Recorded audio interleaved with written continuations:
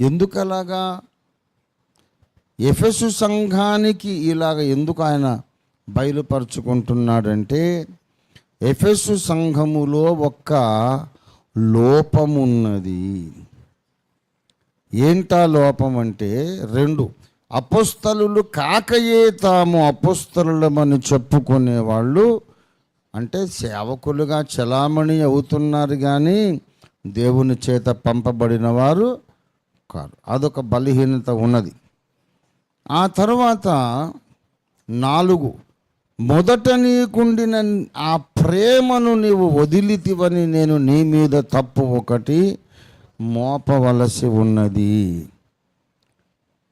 ఈ రకమైన 2 బలహీనతలు కలిగినటువంటి మొదటి ప్రేమను వదిలిన సంఘం, నకిలీ సేవకులతో నింపబడిన సంఘము. ఆ సంఘానికి ఆయన దైవజనులను కుడి చేతిలో పట్టుకున్న వ్యక్తిగా ఆయన కనబడుతున్నాడు. దీపస్తంభములన్నిటి మధ్య సంచారం చేస్తున్నాడు.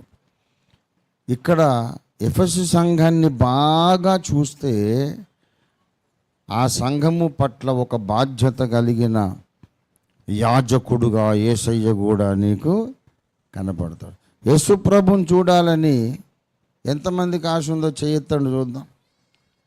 అందరికీ ఇష్టం కదా.